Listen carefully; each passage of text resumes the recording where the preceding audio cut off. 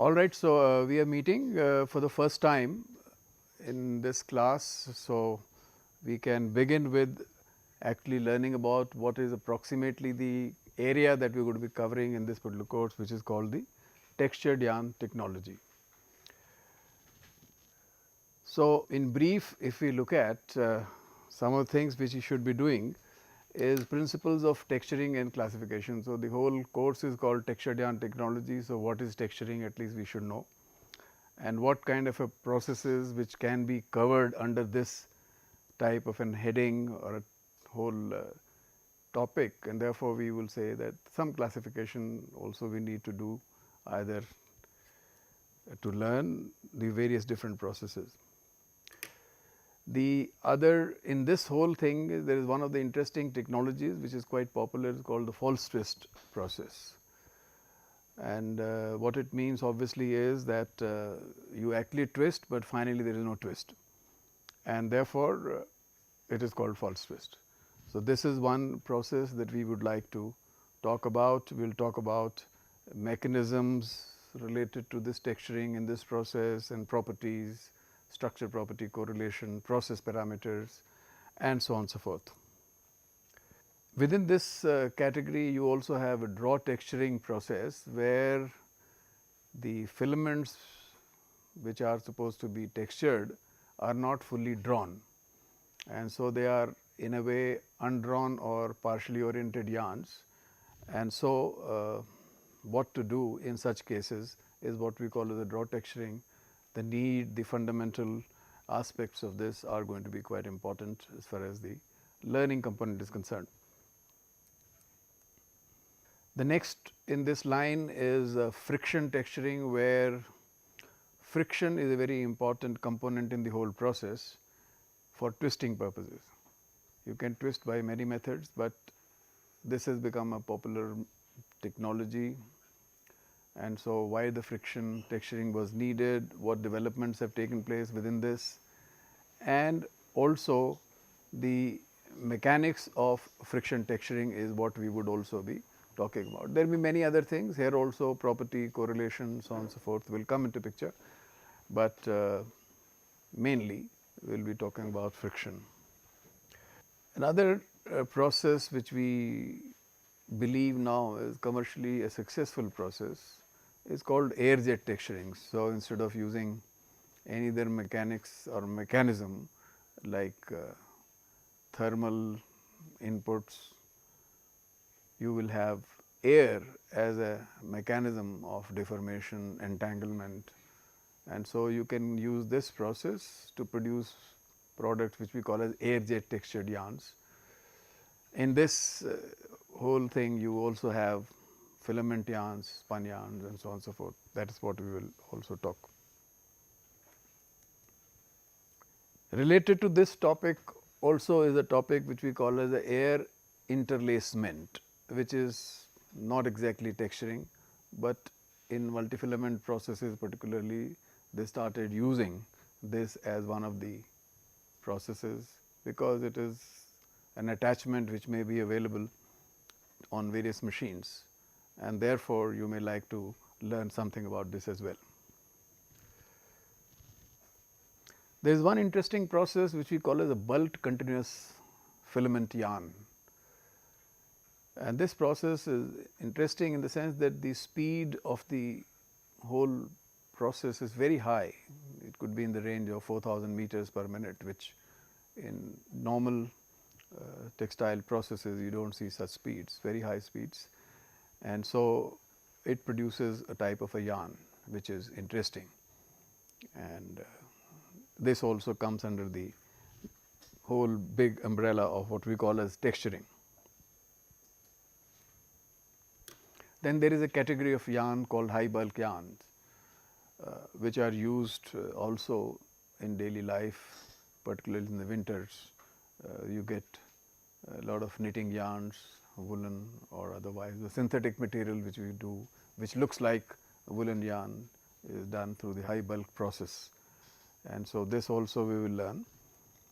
And we will spend some time also on other methods of texturing which we call as using solvent or any other chemical rather than only a dry heat or air jet which is mechanical. So, this is a course content in brief. So, the introduction to texturing is the lecture that we are doing today. So, we spend some time to understand whatever it means, and later on we will develop on these things. So, what do we want to learn in this? The terminology as to when we say texturing, whatever it means. We may learn the definition of a process itself. Why do we do this? All this, what is the need, and that is what we may like to point out.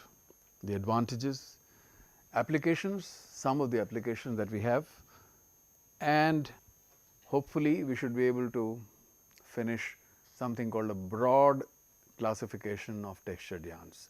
From there onwards, we will pick up individual processes and work on them.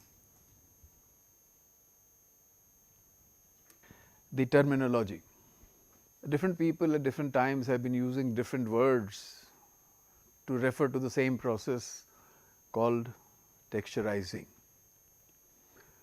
So, people have been using this word texturizing. Some people have also been using word like texturization, and we are in this course calling it texturing. So, all of them mean the same. So, different people can at different time use this term, but you must not get confused that all these terms are similar terms, actually same, meaning the same process. People who have been working in this industry sometimes are called throsters. Throster is a person who used to do the spinning of silk yarns. Silkwear is the one natural material which is long filament yarns. Before this, all other natural fibers are staple short length material, but silk is a long. And then when the man-made fibers were made, synthetic fibers were made, so you had filament yarns. So, the term sometimes is used as throsters. Throsters, it may have the spelling of the kind.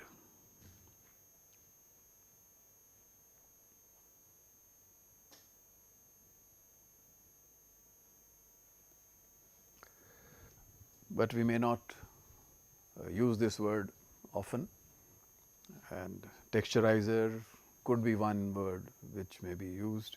Texturizing industry or texturing industry could be the industry that we will be talking about. So, if you look at a classical definition, when in the beginning when first synthetic fiber actually was made and somebody really wanted to see what exactly is happening, so they call this is a process. Texturing is a process.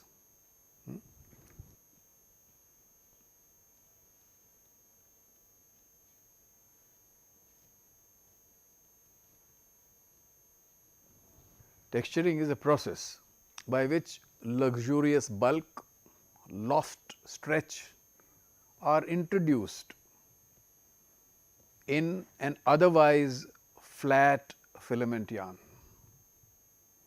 So, if you know, all man-made fibers are generally circular, not exactly, like some of them are not really circular, but they are really flat, and so the surface characteristics are different. Synthetic fibers like polyester, nylon are obviously based on their hydrophilicity, hydrophobicity. They attach some water molecules, they attach less water molecules, but they are generally flat, and the flat surfaces were considered not so nice, particularly in the garment applications, apparel applications, and when initially these filaments came into the market, like the nylon 66 was the first synthetic filament to come in the market. While the people were excited about the new material, they found that the water absorption capacities, water retention capacities, water sorption capacities were not so good, and therefore, something had to be done. And therefore, this particular thing which we call as texturing. So, It is a process by which luxurious bulk, loft and stretch are introduced in an otherwise flat filament. So, filaments are flat and you try to introduce,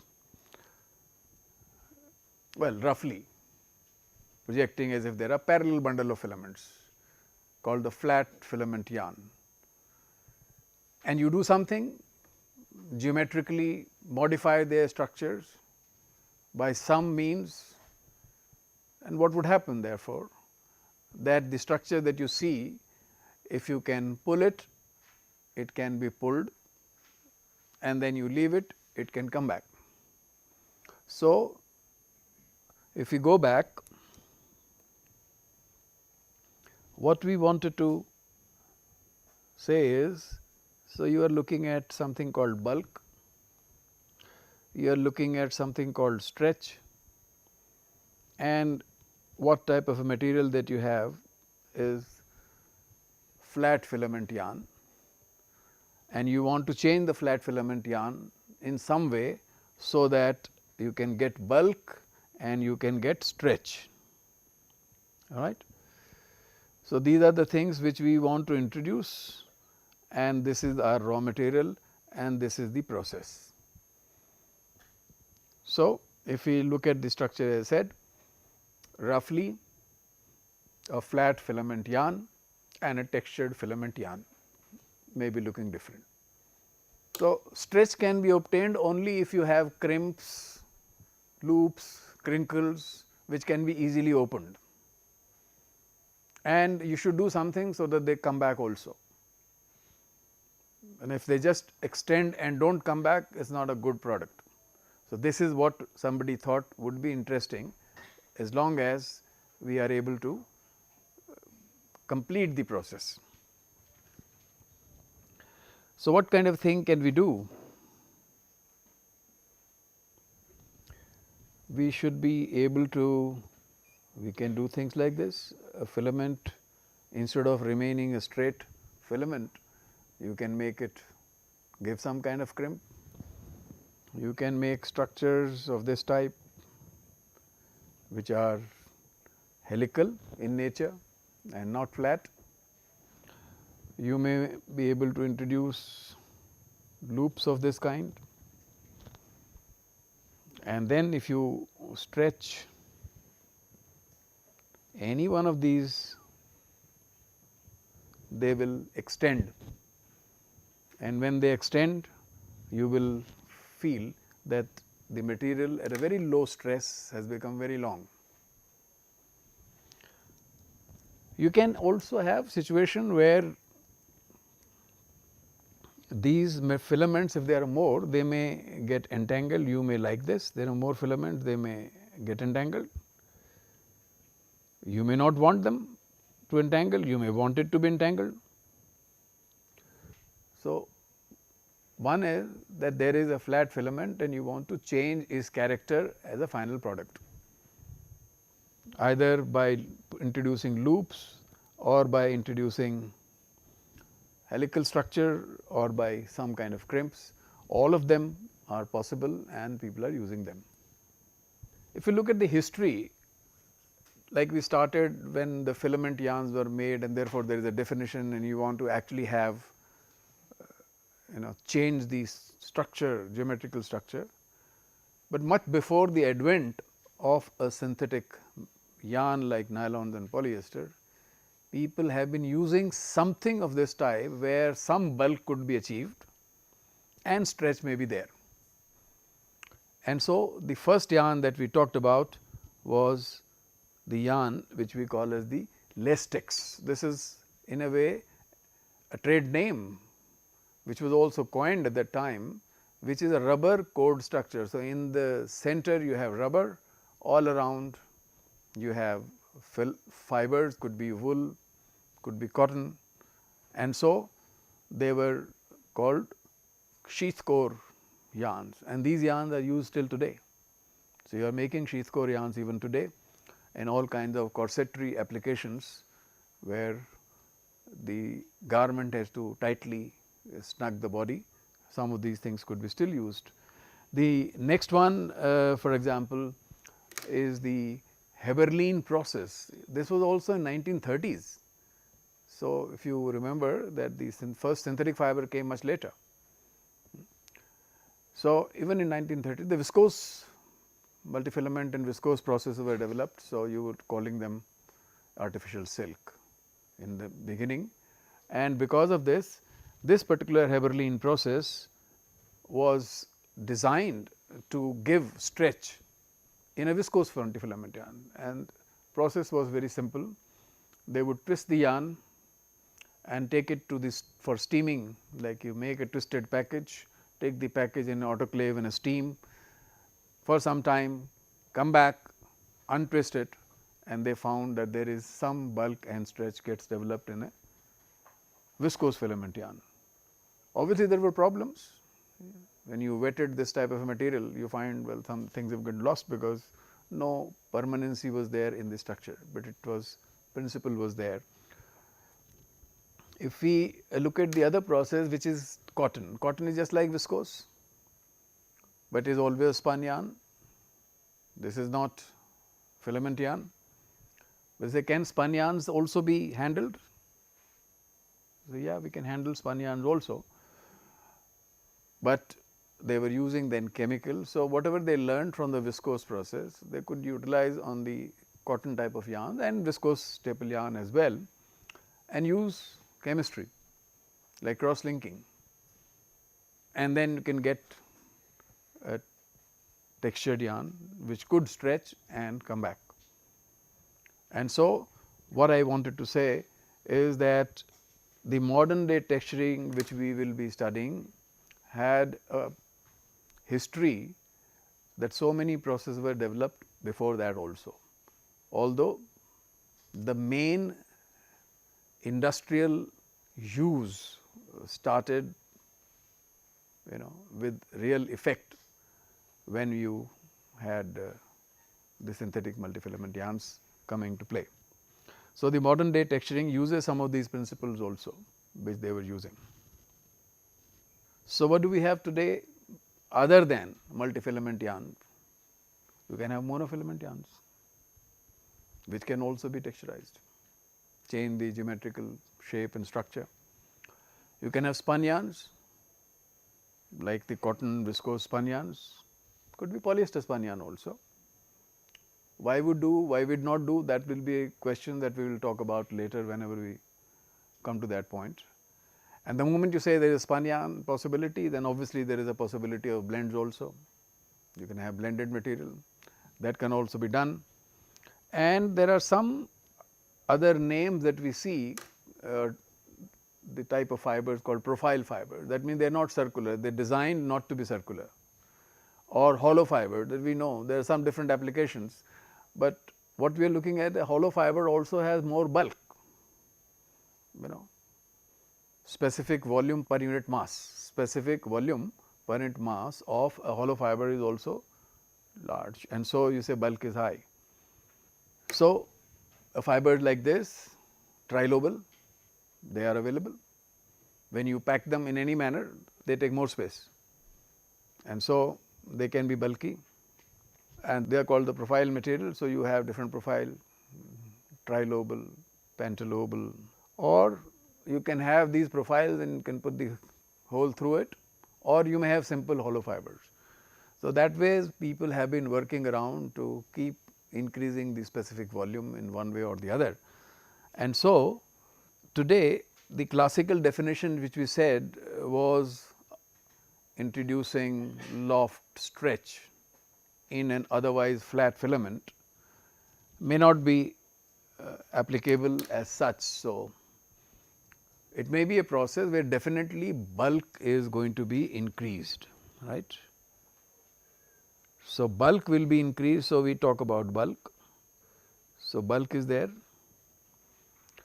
but they can be flat filaments or spun yarns, and also they may not have stretch. So, you can have applications where a lot of bulk has been developed, but they do not stretch. Now, let me just give just one small thing.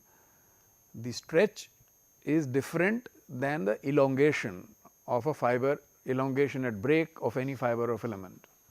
The elongation at break of textile grade fiber filaments is about 25 to 30%, 35%. But when we talk about stretch, we are talking about 300%, 400% stretch. Like you see the elastomeric yarns like rubber or lycra, all of them extend quite a lot. So, we may have requirement of a stretch or we may not, and therefore, you may have technology which will not give you any stretch as well. So, why do we do texturing? Partly we understood that we may not like flat filament and therefore, we want thing, because we generally used to spun yarns before that, whose surface is not so smooth, they are always rough surfaces, adsorption capacity of the kind of material that we use are different. And so, people wanted, this may be one of the ways in which you could get a material. Let us see the advantages. Higher bulk. So, like we have seen, so you have crimps, loops together. So, the overall space that they occupy is going to be high, and so definitely they will have higher bulk. So, wherever we believe higher bulk is a good idea, you will definitely like to have these type of material, and so this is one of the properties that we will definitely see. That is part of the definition itself.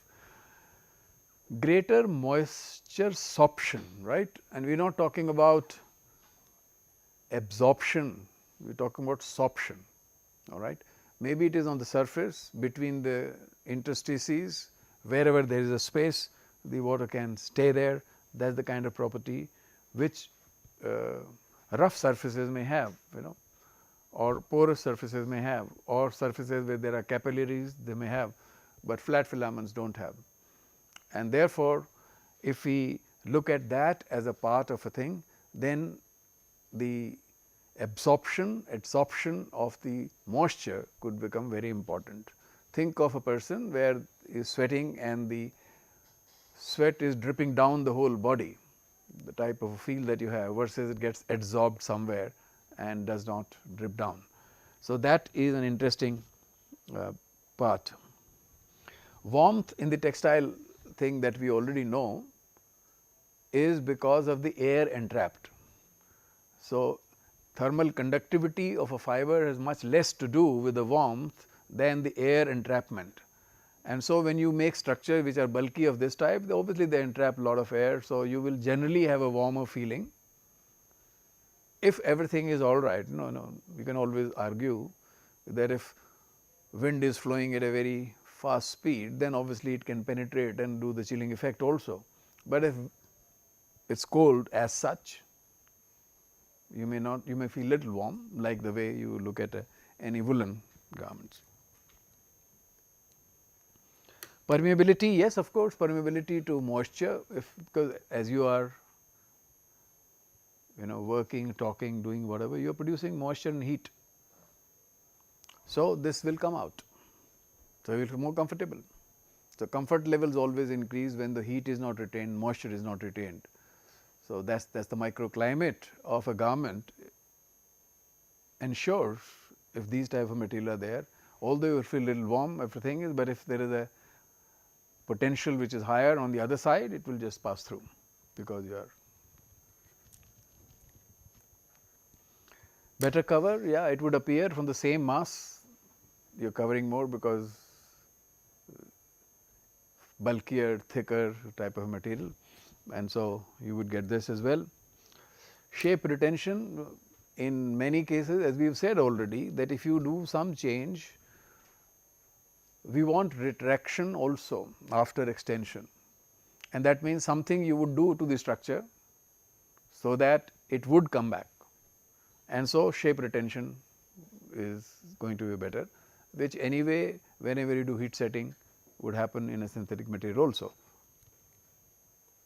So, particularly material which will have good amount of stretch, they can hug the body, and if people are interested in type of garments which hug the body, then obviously material which has some stretch is the one which is going to be preferred, whether it is active wear in a sports or otherwise underwear, undergarments and so on and so forth, you socks for that matter, you would like the material to stretch.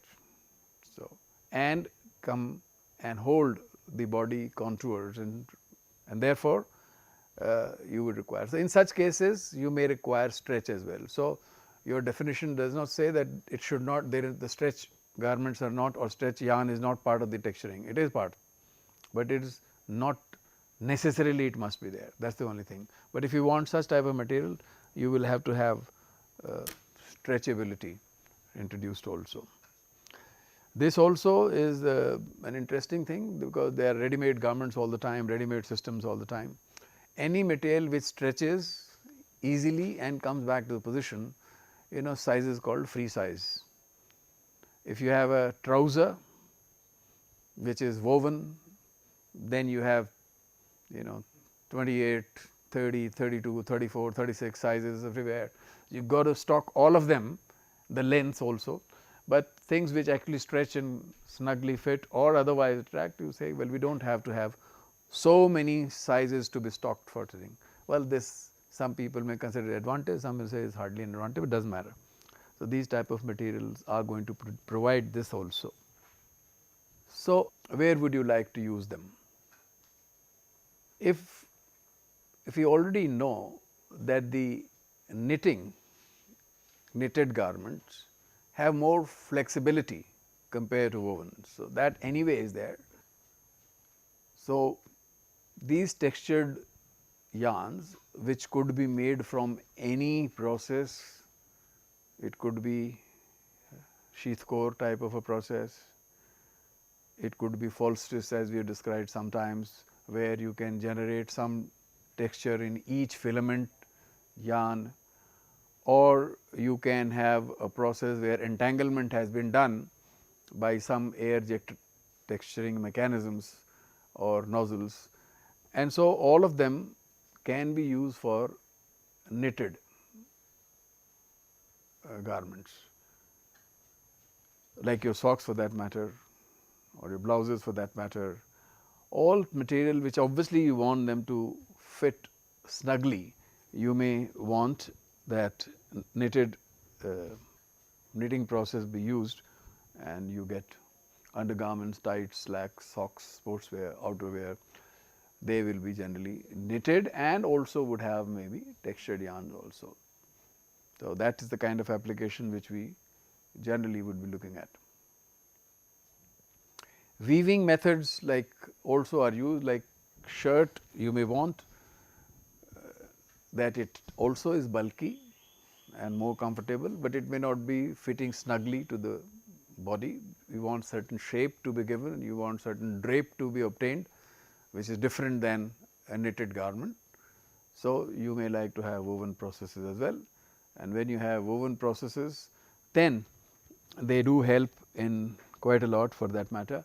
You can have a dress material made, shirts, trousers, any other dress material, suiting, shirtings, like you would be this type of material, you do not want it to be hugging the body, but it will still have bulk retention. Tapes, ribbons and so on and so forth, these kind of things also can be there and made from the textured yarn. Some of the other processes or products which the textured yarn may be useful, rugs and carpets. You see, the carpet has a pile, right, and the pile's most important thing is that it compresses, so you feel comfort. When you walk away, the pile must come back to its own position. So, this pile yarn could be made from a textured yarn. Earlier you said you may have seen people selling carpets made from wool or carpets made from silk. If you have seen carpets made from silk, they are there because you just like the silk and maybe the design which has been there, but they do not have pile and they do not give the kind of feeling of resilient or resiliency of the fibers. So, if you are looking for resilient fibers, then you would need a pile which can get easily compressed and which can recover from there. So, woolen carpets were there because of the structure the wool fibers had. You have a natural crimp in the wool fiber, and therefore, although we are not looking at a stretch, but it has compressibility which is useful, and then it can recover after compression. So, these days you can have nylon carpets, for example, they may be made from textured yarn. You may have polypropylene carpets which may be from textured yarn, one can make from polyester as well. So, there is interesting process which we have not studied, but we did talk about in the bulked continuous filament as one of the methods. These type of this process particularly is good for making pile yarn for rugs and carpets.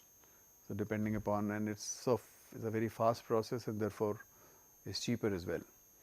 So, finally, it comes. Filter fabrics, because you can actually create structures which can entrap particles. So, if you have only woven or knitted, so you have a hole very right in front, but if fibers are moving all around, so it gives you a resistance to the transfer. So, if you are filtering something from one side to the other, and if there are particles, dust particles or other things, so as they move, if they strike something, they have a tendency not to pass through, but stay there. And then if you understand the whole filtration process, the particles keep attaching to the surfaces, and then a cake formation may take place, and then the efficiency of filtration also increases. But initially the particles do strike, and if you have structures which in a way give you the obstruction to the direct motion, versus you have squares where there is a hole in front. So, there is obstruction, the particle can stay. So, various methods can be used. So, textured fabric, filter fabrics can also be around. Then we have other special application, medical hygiene products, ever-dry napkin, shoe uppers, So, some of the concepts changed as we developed these products. Earlier we always felt what is the garment next to our body. The next to the body the garment is called hydrophilic material, generally cotton. But that was because it was able to soak and absorb moisture. But today we do not feel that. Today we do not think that is the best idea. The better idea for a comfort is that the moisture does not get absorbed, or material which is next to skin does not absorb the moisture, it transmits the moisture. And therefore, hydrophilic material are not necessarily the best material for comfort. You can think of somebody like a marathon runner running for 42 kilometers odd. The kind of moisture that he loses in that period of time from all over the body, including the shoes that you wear. And if the shoes were not breathing, you could actually be running almost in a puddle. So much moisture would get collected. So, these materials, transmission of moisture becomes more important rather than absorption. So, the more you transmit, the more comfort levels you have. So, some of the products which we were talking about like the ever-dry nappies, hygiene products and shoe uppers actually use this type of a principle as well. So, generally for comfort point of view and the hygiene point of view, a product which we call as an ever-dry nappy, the material which is next to skin is absolutely hydrophobic, and you could actually have polypropylene textured material as a fabric made from polypropylene textured material. I said polypropylene because is supposed to have 0 moisture regain. So, and you still may feel more comfortable because this would transmit, does not like water, moisture, it will transmit as quickly as possible depending upon the potential difference. So, it will immediately transfer. The moment it transfers, then you design the product which can absorb the moisture, and also you can have the final layer which is impervious layer, so that it does not go out. So, you have 3 layered structure generally, in which one of the layer is next to skin, which would immediately transfer the moisture. Then you would have a material which will be able to absorb the moisture. Then you can have permeable impervious layer which would not permeate at all. So, keep it there and then till a change takes place. So, the concept of comfort change, now you see the sports people in the humid conditions, none of them are wearing a cotton t-shirt. You know, it's a stretchable garment which is could be polyester, which does not like the moisture so much, transmits out. So, you actually feel more dry as you are doing lot of athletic exercises. So, textured yarn therefore has a good amount of application in such type of materials as well.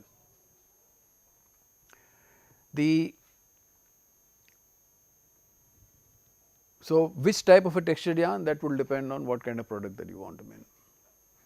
So, if you look at some of the things, we say we have textured yarn without saying how they have been made.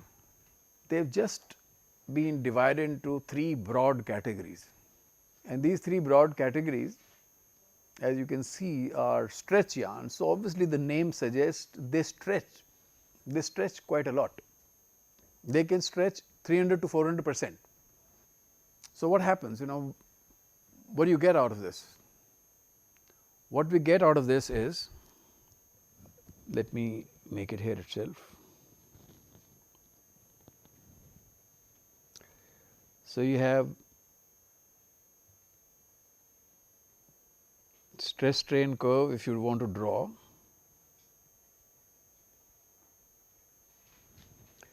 A normal textile fiber may look like this.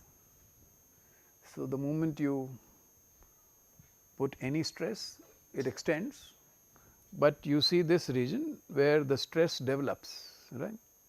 The stress develops here, okay. The stress develops. But if you look at a stretch yarn and do the same kind of an exercise in that, it may keep extending. My space is gone, but what it means is they will keep extending at what? Very low stress value.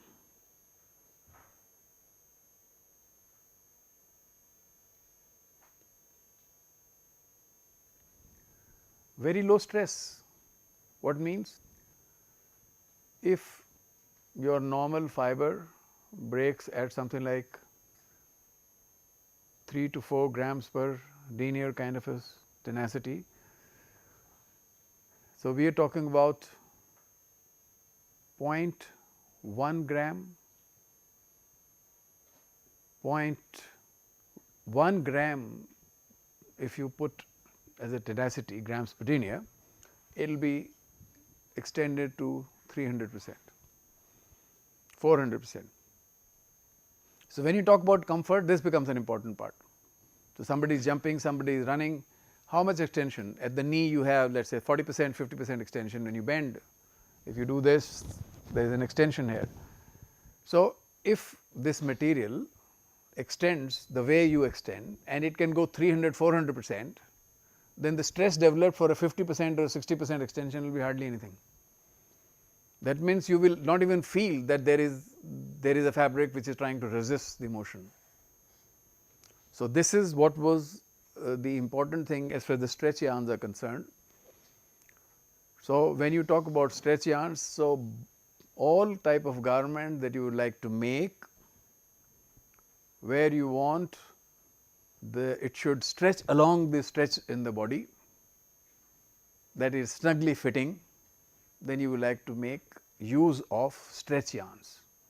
So, all such yarns which will be actually extending to such extents are going to be in the category of stretch yarn. So, there will be some methods by which we can produce a stretch yarn.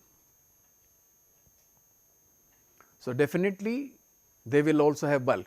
So, people say, well, yes, it is not just the stretch, there is bulk also.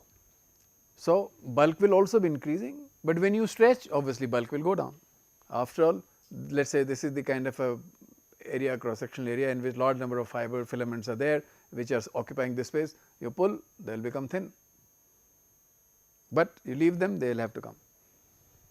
So, depending upon the construction of the material, this whole process of extension and recovery you will have to design. So, knitting these type of material also is difficult in the sense that when you weave, there is a tension, when you knit there is a tension.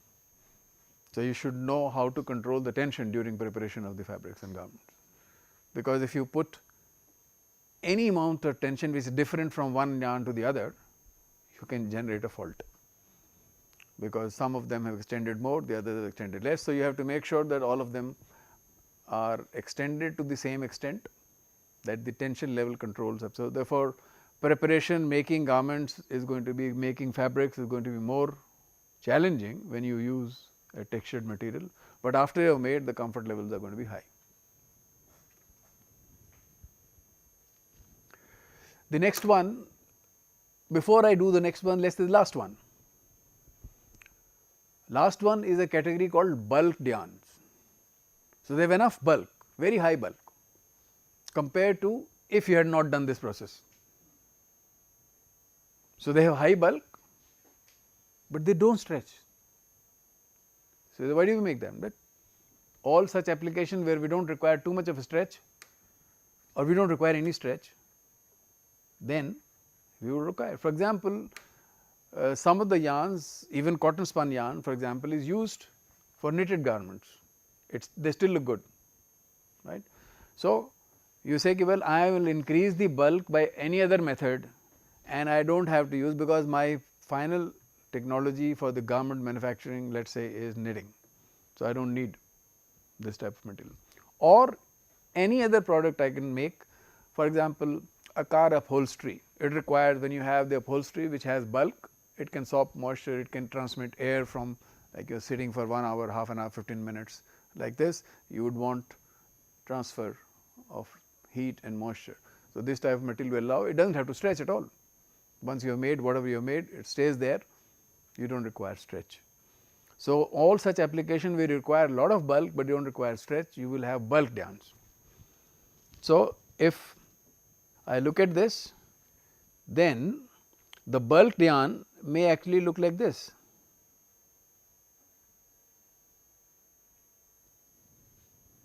While this may be a stretch yarn. Now, so there are applications which do not require any stretch. So, you use such type of processes. Applications require large amount of stretch, you use the stretch yarns. In between there is something which has come, we call it a modified stretch yarn. So, the modified stretch yarn obviously has less stretch. So, because the processes that have been used to produce this type of a yarn actually first makes a stretch yarn and modifies the process later, or the yarn later, and therefore, and to reduce the stretch. And so, the term, the classification has come as a modified stretch yarn, but there is a possibility that you can produce this type of product without first making a stretch yarn and then modifying it. So, you can make a product without doing this process, directly some other technology can be used to make a product which will have less stretch, right. Why do we require less stretch? Well, for example, my shirt, I do not want every time somebody pulls I got 300%, but I may be interested in bulk. It gives me all those advantages which the bulk material should give, but I do not want stretch. So, such type of an application you may require the bulk which could be high or moderate, but stretch is reduced. How much reduced? If that one is going about 300 to 400%, this may be 100 to 150%. It may stretch. So, it is not zero stretch, it is a reduced stretch. If we look at that, then maybe the modified stretch yarn also may behave like this, but has less stretch.